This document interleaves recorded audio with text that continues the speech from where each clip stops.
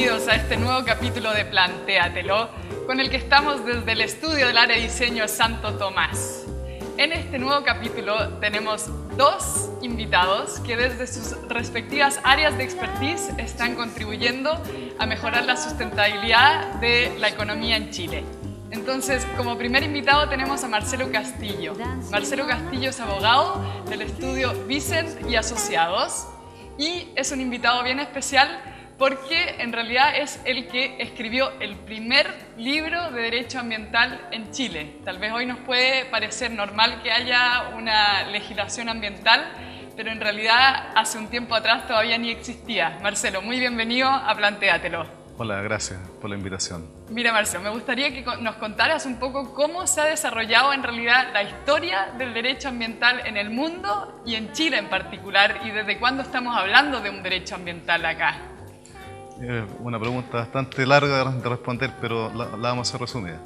Cuando el hombre hace el primer acto que, por así decirlo, cambia su entorno, que es la invención del fuego, se produce un cambio sustantivo en la relación del hombre con la naturaleza, pero van a pasar muchos siglos para que las instituciones jurídicas, las regulaciones específicamente legales, se hagan cargo de los impactos que provoca la actividad del hombre.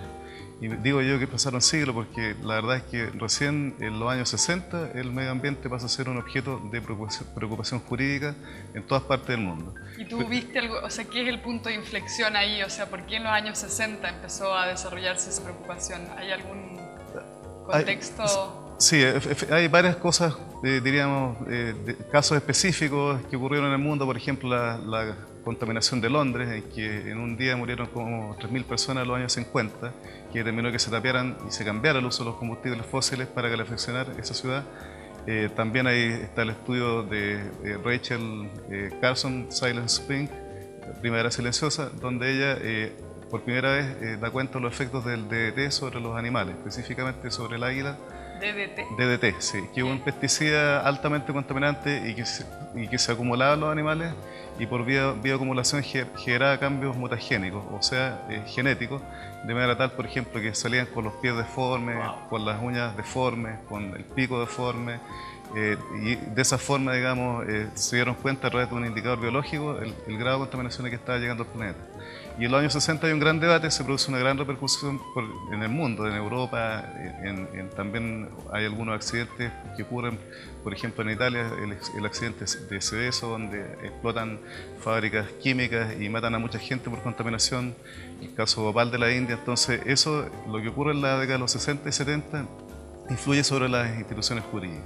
Y de hecho, por ejemplo, en el mundo, una de las primeras instituciones en proteger el medio ambiente se crea en el año 1970, que es la Agencia de Protección Ambiental de los Estados Unidos de América.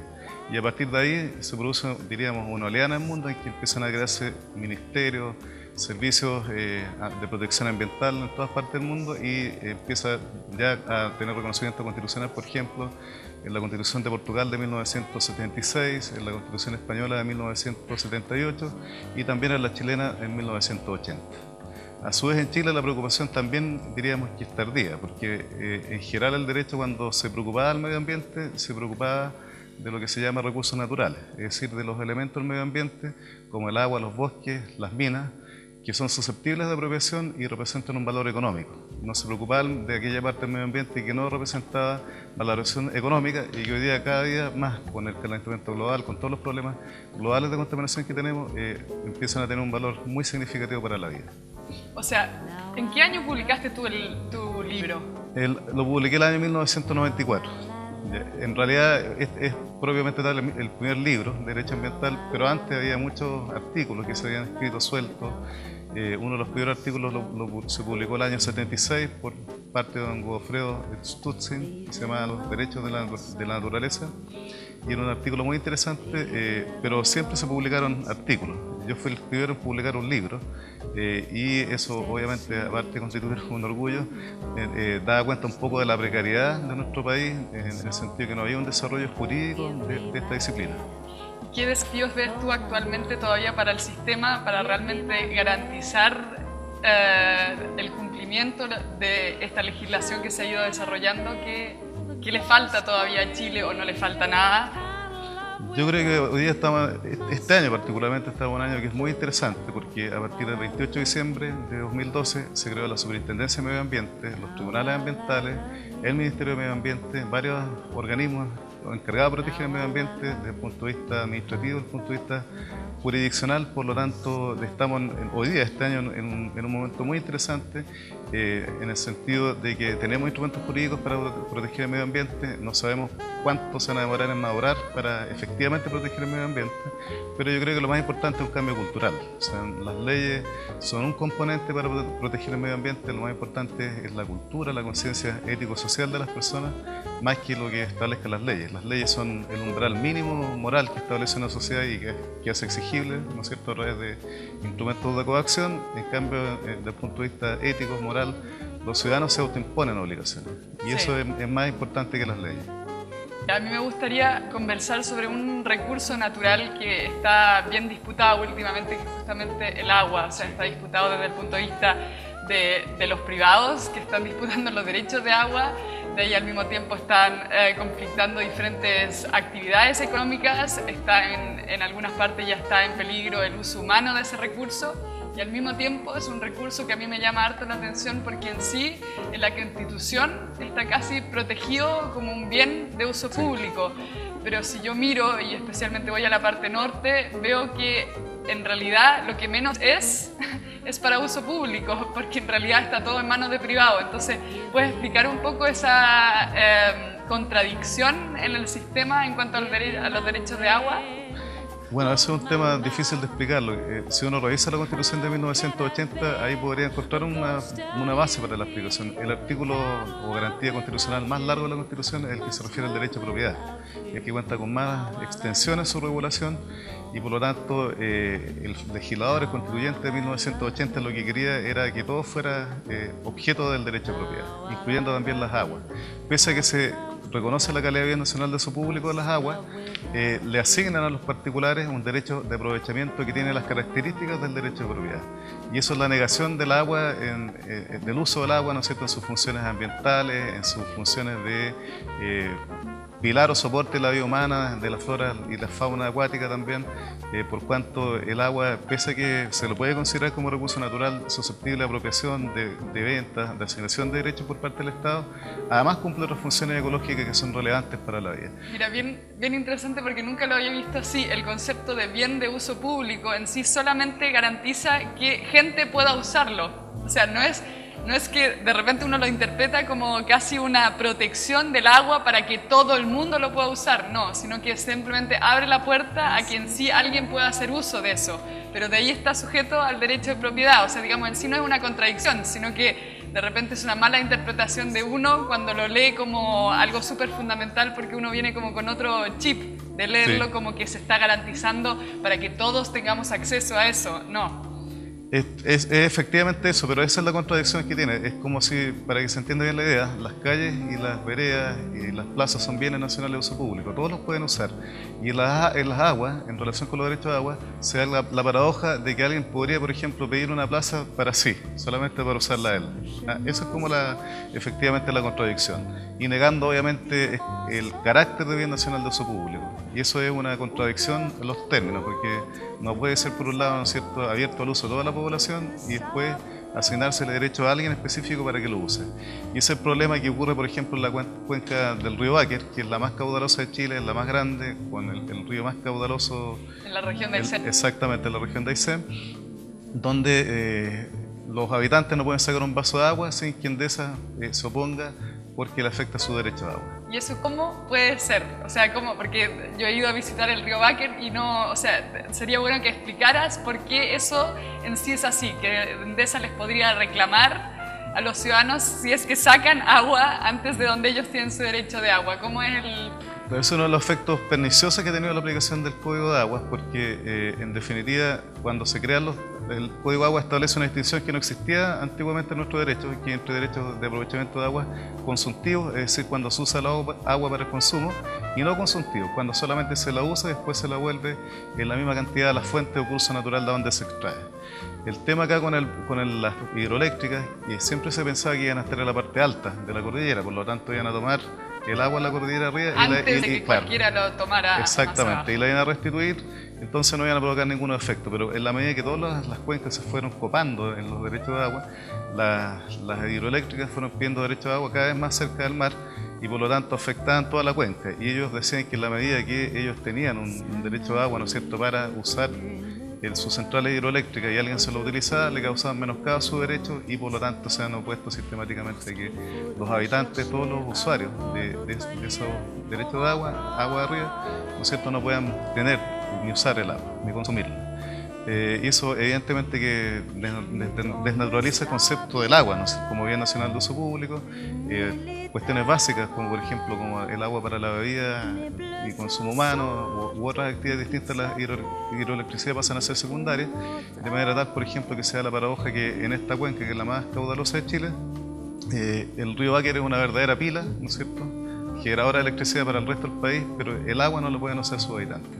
O sea, solamente para dejarlo claro, de repente el que no está tan familiarizado con este tema, quiere decir, hay un derecho de agua muy cerca del mar, sí, que hay que garantizárselo a una empresa hidroeléctrica que tiene que llegar tanta agua por segundo a ese lugar. Exactamente. Y todos los que están antes, o sea, que hacen ganadería, turismo, lo que fuera, en sí no pueden sacar nada de agua, o por lo menos nunca tanta agua que le afecte a la empresa hidroeléctrica y que le llegue tanta y tanta agua a ese punto que ya está casi al llegar al mar, digamos. Claro, por ejemplo, en cifras concretas, los derechos de agua de Endesa corresponden a 677 metros cúbicos por segundo.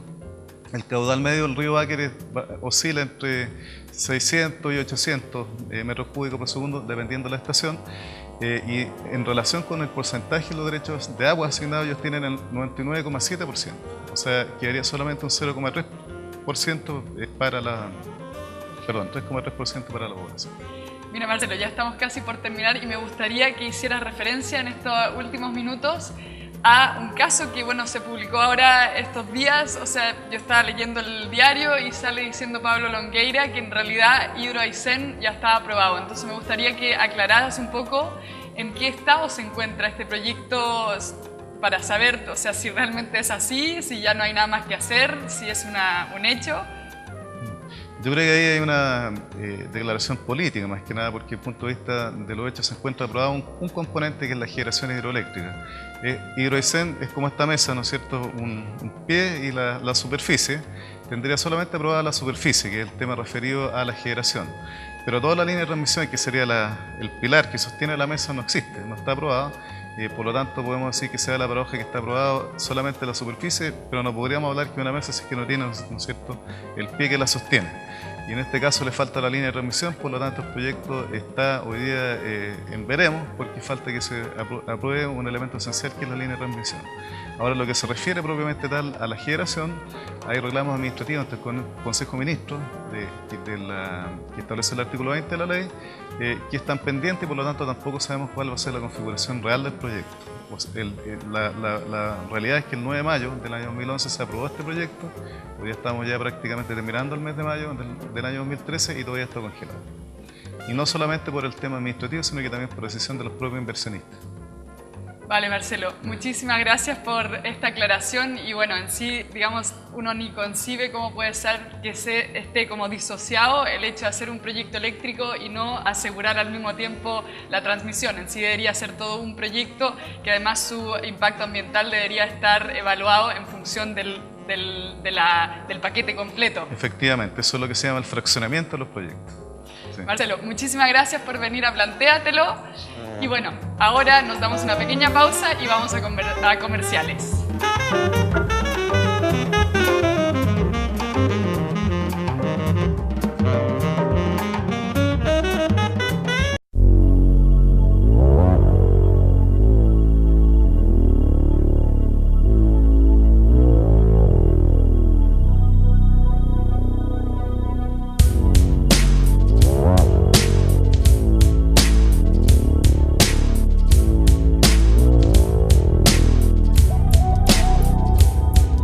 Te exigimos, te apoyamos porque sabemos que tú puedes.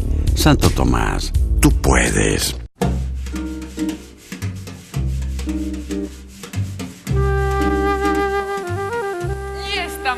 vuelta de comerciales con Plantéatelo desde el estudio del área de diseño Santo Tomás. Estamos con el segundo bloque y con Francisca Leiva, que nos dará los tips y las actividades para esta semana. Hola Francisca. ¿Cómo estás, Anika? Bien, ¿y tú? Bien, también. ¿Qué nos cuentas de bueno para esta semana? Bueno, tengo harto que contarles, harto bueno, pero principalmente quería hablarles de cuánto crees tú que gasta un niño en pañales desechables, desde que nace hasta que deja de utilizarlos. ¿En plata o en cantidad de pañales? En cantidad de pañales. Chuta, no sé, ¿cuántos serán? ¿Unos 4 o 5 por día? Son alrededor de 6.000 unidades de pañales desechables que se van a la basura. Y eso es un gasto aproximadamente de 1.190.000 pesos en todo el proceso de pañales. Bueno, para eso sí existe una solución y son los pañales reutilizables. Son pañales de tela, unitalla. Este diseño es un pañal unitalla. La marca es Lacón Chile. Quería un poco invitar a conocer esta alternativa. Se ahorra un montón, alrededor de un 85% de la inversión de pañales desechables se ahorra, digamos. El costo de inversión es alrededor de 175.000 pesos, nada más. El pañal es unitalla, se adapta por broches, entonces puedes alcanzar tallas desde los 3 hasta los 18 kilos. O sea, desde que empiezan hasta que dejan de utilizar y hasta se pueden guardar para un segundo hijo. Entonces, buenísimo. Buenísimo. Se dejan de eliminar más de 6.000 pañales a la basura, ahorras un montón de plata y evitas la dermatitis atópica del pañal, que es muy típica, ha aumentado un 27% en los niños. ¿Eso qué es? Es una dermatitis que afecta a la piel, producto de los químicos que posee el pañal desechable.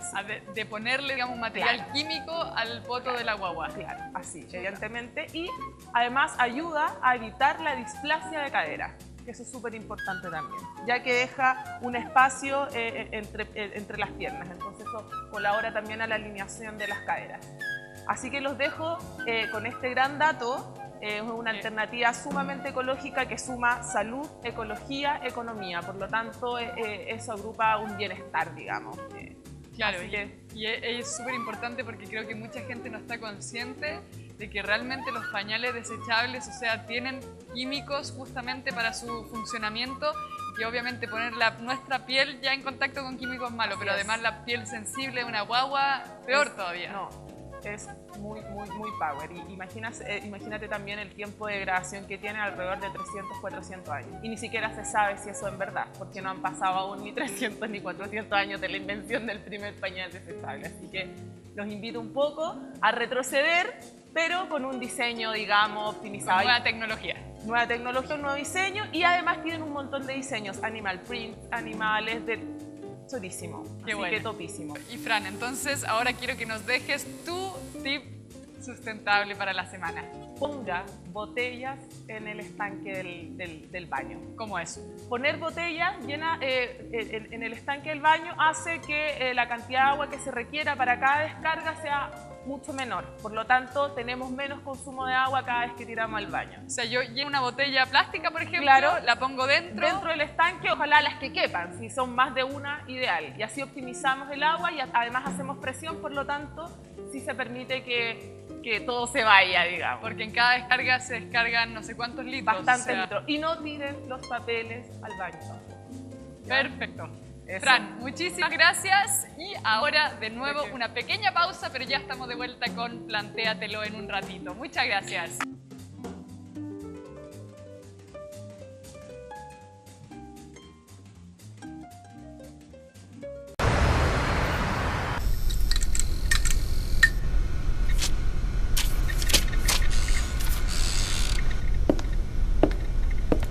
De nuevo por acá. Y a esta hora, ¿por qué no te vas a dormir? No. Prefiero soñar. Están los que duermen y están los que sueñan. Carreras vespertinas Santo Tomás. Tú puedes.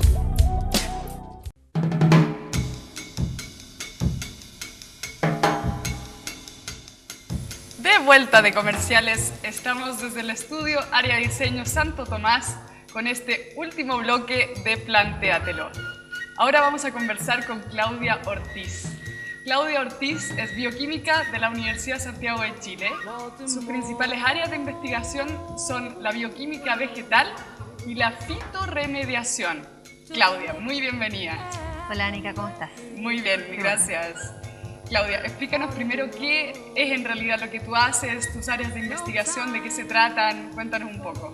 Bueno, nosotros en la Universidad de Santiago, donde yo trabajo, desarrollamos proyectos de investigación y desarrollo, eso significa aplicación de lo que hacemos, en temas relacionados con bioquímica vegetal. Eso significa cómo funcionan las plantas internamente desde sus procesos biológicos y cómo esos procesos biológicos pueden ayudarnos a mejorar, por ejemplo, algunos aspectos ambientales, como por ejemplo pasivos ambientales que provienen de actividades industriales.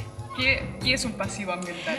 Un pasivo ambiental es algún tipo de residuo que queda posterior a alguna intervención o alguna actividad industrial, que puede ser líquido, puede ser sólido, y se le llama pasivo porque en realidad no se puede hacer mucho con eso.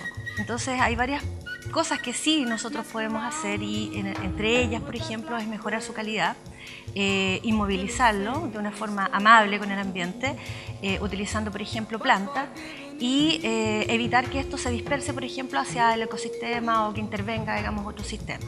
Perfecto, o sea, ahí las plantas, digamos, son una herramienta para Claro. ayudarnos a mejorar el problema que estamos teniendo. Claro. Y tú, lo interesante es que tú, más allá de ser académica a tiempo completo, además creaste una empresa con 2 otros socios que se llama Ambiotec. Exacto. Mira, bueno, eso fue justamente esta necesidad que se genera después de tener varios resultados interesantes en los proyectos, en donde la universidad en realidad no tiene la capacidad de hacer transferencia de una manera más o menos efectiva. Y transferencia significa traspasar los resultados a algo que sea aplicado, ¿ya? A la empresa, a la industria, qué sé yo, un poco lo que te comentaba recién. Entonces, eso genera la necesidad de crear una especie como de herramienta, y esta herramienta es una empresa. Y nuestra empresa herramienta se llama Ambiotec, es una sociedad por acciones, por eso se llama Ambiotec S.p.A. y es de alguna manera el brazo de transferencia de todas estas actividades de investigación que realizamos en la universidad, que hace que esto sea mucho más eficiente. Nosotros nos levantamos como lo que se llama un spin-off de la universidad, que en el fondo el concepto es que se incuba dentro de la universidad y en algún momento se pega un salto cuando esté madura. O sea, el spin-off es como una herramienta de la universidad para realmente llevar sus investigaciones y los resultados, especialmente las investigaciones, hacia el mercado para poder ser finalmente un ente que resuelve. Exacto. Activamente. Esa es la idea, o sea que en el fondo esta brecha tan importante que existe todavía en Chile entre lo que se hace dentro de las universidades, los centros de investigación y la industria realmente, las aplicaciones concretas, se acorte un poquito más. Entonces las empresas de esta naturaleza tienen esa función y la verdad es que es un modelo que es súper utilizado en otras partes, en Europa, qué sé yo, en Estados Unidos. Acá yo diría que estamos recién partiendo con esta idea de las spin-off. Y yo creo que es una muy buena alternativa a las universidades, sobre todo las públicas, que no tienen instrumentos legales como poder, ¿no es cierto?, hacer transferencia, porque no es el tema de la universidad dedicarse a hacer negocio, obviamente.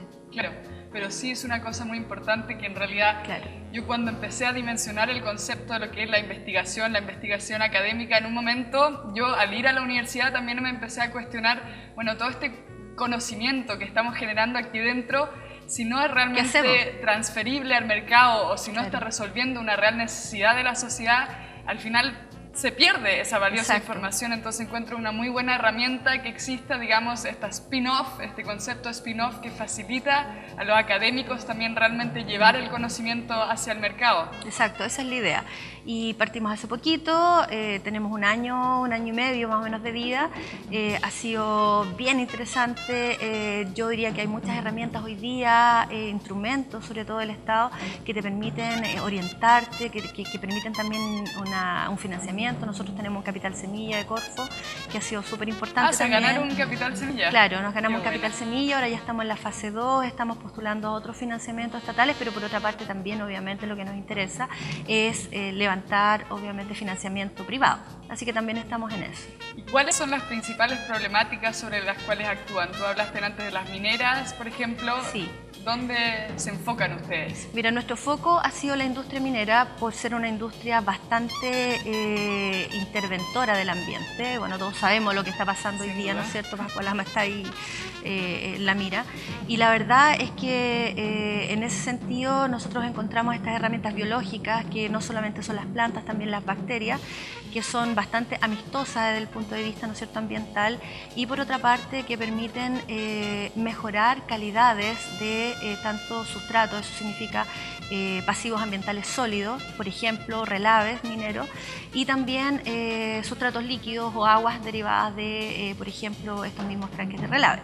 Me gustaría que explicaras un segundo, porque a veces la gente, yo creo que nunca ha estado en la minería o ha estado ha estado en contacto, digamos, con ese rubro, de repente ni se imagina lo que es un relave minero. ¿Puedes explicar un poco, o sea, Claro. qué nos tenemos que imaginar bajo un relave minero? Mira, cuando se produce todo el proceso de extracción de, en este caso, cobre, nosotros trabajamos básicamente vinculados a la industria del cobre, y se genera todo este proceso para la producción de cobre, se generan paralelamente una especie como de borra, digamos, un sustrato líquido, una mezcla, digamos, con muchos compuestos orgánicos, con alto contenido de metales, también sulfato, que se deposita sobre grandes lagunas que están con muro de contención, son tranques, ¿ya? Como uno los imagina, un tranque de agua, pero este es un tranque para depositar todos esos residuos. Entonces son masivos. ¿Qué dimensiones Mira, estamos hablando? Hay de distintas dimensiones, pero hoy día nosotros trabajamos con la gran minería y trabajamos en el tranque Talabre, en Chuqui, y en Chuquicamata, que es el tranque más grande del mundo. Nosotros estamos hablando de un tranque relave cuyo perímetro son de alrededor de 50 kilómetros, o sea, en el fondo son 50 kilómetros para recorrer todo el perímetro del tranque, ¿ya? Y Sí, enorme. es gigante, son millones de metros cúbicos, y estos relaves, como esto empieza a depositarse, generan un agua, ya que se llama agua clara, que sale desde los muros, se drena desde los muros y vuelve normalmente a proceso. El problema con esa agua es que no toda vuelve a proceso. En algunos casos, digamos, parte de esa agua tiene que ser o acopiada o descargada, y la idea ¿Es un agua justamente... que es tóxica? O... Es un agua que, sin ser altamente tóxica, no cumple con las normas para poder ser descargada. Ya. Por lo tanto, tiene contenidos particularmente de sulfatos que son altos, y eso es en toda la faena, y por lo tanto tienes que tratarla antes de descargarla a algún acuífero superficial o subterráneo. Y eso es por norma. Por lo tanto, para cumplir la normativa ambiental, las empresas tienen que, obviamente, hacer algún tipo de tratamiento. Entonces, cuando tú estás de repente en un tranque relave, que esto queda así como en el medio de la nada, no hay energía eléctrica, o sea, es desierto, es complicado hacer una instalación muy compleja, por ejemplo, de una planta de tratamiento, qué sé yo, que tampoco se justifica por los volúmenes que tienes que tratar. Claro. Nosotros lo que hacemos, y lo que tenemos hoy día instalado, de hecho, es un sistema pasivo, que son piscinas de tratamiento con bacterias y plantas, básicamente, donde no tienes necesidad energética. Todo funciona con un sistema hidráulico que funciona básicamente por un muy buen diseño dependiente, Sí. y que te permite recoger esa agua y, a través de un paso de 3 piscinas, finalmente descargar esa agua con las calidades adecuadas para la norma. Y las mismas plantas filtran el agua. Qué interesante. Las bacterias se hacen cargo del sulfato y las plantas se hacen cargo de materia orgánica y de todos aquellos compuestos, particularmente elementos metálicos, que están presentes en estas aguas. Mira, Claudia, para terminar me gustaría un poco que nos dieras una visión de cómo ves tú que realmente, o sea, cuáles son los desafíos para la gran minería para encaminarse de una manera más sustentable. ¿Cuál es tu visión? Mira, desde nuestra experiencia, lo que nosotros visualizamos es que es un tema que cada vez se hace más relevante, y se hace relevante porque las comunidades se están haciendo cargo también, ¿no es cierto?, de la propia responsabilidad frente a la intervención de la minería.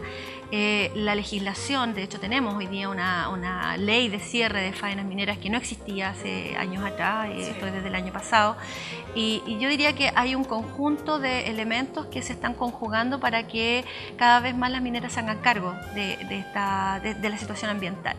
Pero también desde el interior de las empresas nosotros vemos un cierto cambio de filosofía, que si bien es cierto es lenta, ¿ya? Compleja, También son pero instituciones gigantes. ¿qué es lo que hay que hacer? O sea, hay que mostrar que la cosa funciona, que no es tan complejo hacerse cargo, digamos, de este tipo de problemática, y eso es un poco lo que hacemos. O sea, nosotros vamos, montamos el sistema, lo hacemos en terreno, que es súper importante. No es suficiente quedarse en el laboratorio, es súper importante salir al terreno, decir, mira, ¿sabes que aquí esto funciona? ¿Ya? Y lo muestras y la gente mira y dice, sí, parece que sí, es fácil o es más fácil de lo que yo creo.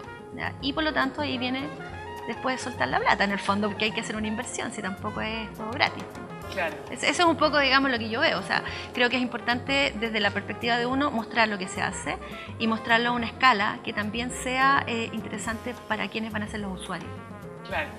Perfecto, Claudia. Te agradezco mucho por haber venido a Plantéatelo y te agradezco mucho esta visión, digamos, de un poco entre la experiencia, el cambio cultural. Uno de a poco va a ir transformando la industria minera, que de todas maneras es importante en Chile, pero es importante en su justa medida y con la justa precaución para que sus impactos ambientales también no sean tan masivos. Exacto. Muchas gracias, Claudia. Gracias a ti. Y con esto estamos terminando este capítulo de Plantéatelo y ya estaremos de vuelta la próxima semana con un nuevo capítulo y nuevos invitados. Muchas gracias.